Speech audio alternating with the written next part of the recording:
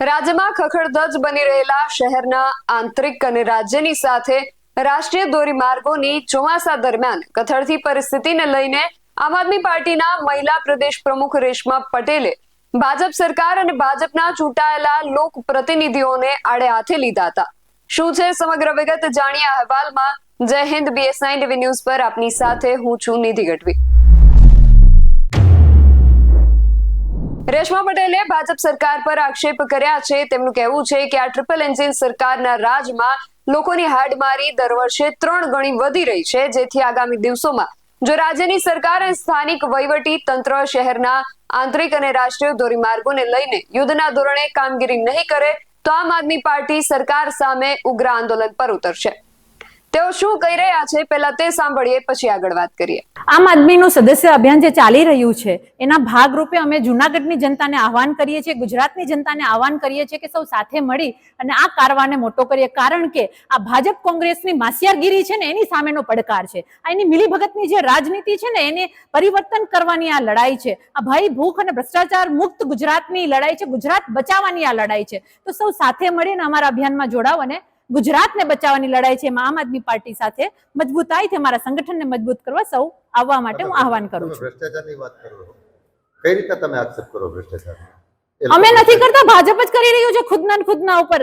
ભાજપના ધારાસભ્ય એમ કહી રહ્યા છે જૂનાગઢના કે પૂર્વ ધારાસભ્યએ ભ્રષ્ટાચાર કર્યું, ગ્રાન્ટ ખાઈ ગયા, અને પૂર્વ ધારાસભ્ય કોંગ્રેસના એમ કહી રહ્યા છે કે ભાજપ સાબિત કરીને બતાવે। એટલે એ લોકો જે પક્ષાપક્ષી લડી રહ્યા છે, માસિયાગીરી કરી રહ્યા છે ને એની વચ્ચે આમ આદમી પાર્ટી એવું કહી રહી છે કે ભાઈ તમારા ખીચા ભરાઈ ગયા હોય, ઘર ભરાઈ ગયા હોય, પેટ ભરાઈ ગયા હોય ભ્રષ્ટાચાર કરી અને તો આમ આદમી પાર્ટીનું કામ કરો, આમ આદમી પાર્ટીની જનતાનું કામ કરો અને આમ આદમી પાર્ટીને કામ કરવા દો। આ વાત અમે એને કહી રહ્યા છીએ, કારણ કે હવે માસિયારગીરી બંધ થવી જોઈએ અને જે જનતાના પૈસા છે જનતાને ફાયદો થવો જોઈએ। એટલા માટે આમ આદમી પાર્ટી કહી રહી છે કે અમને કામ કરવા દો, તમે ઘરે બેસી જાઓ। તમને સ્વીકારશે?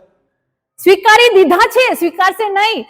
આટલા મોટા વોટ મળ્યા છે અમને 22ની ઇલેક્શનમાં, આટલો મોટો અમે પેટા ચૂંટણીઓ જીતી રહ્યા છે પંજાબમાં અને ગુજરાતમાં, તો આનાથી મોટા આશીર્વાદ શું હોઈ શકે? એટલે અમને સ્વીકારી લીધા છે। આ માસિયારગીરી ભાજપ કોંગ્રેસની જે રાજનીતિ છે ને એ માત્ર પ્રોપેગેન્ડા રચી રહ્યું છે કે આમ આદમી પાર્ટી ત્રીજો પક્ષ છે, ત્રીજો પક્ષ છે। અમે ત્રીજો પક્ષ નહીં, અમે ગુજરાતની જનતા માટે મજબૂત વિકલ્પ છીએ, અમે સાબિત કરી દીધું છે। અને હવે આ મજબૂત વિકલ્પ રોડ ઉપર જઈ, રસ્તા ઉપર જઈને પ્રજાના પ્રશ્નના સમાધાન માટે ભાજપને વાકું વાળશે ને ત્યારે ખબર પડશે કે આમ આદમી પાર્ટીની તાકાત છે। આ ખાલી એક વિસાવદરની વાત છે, આખું ગુજરાતની વાત છે।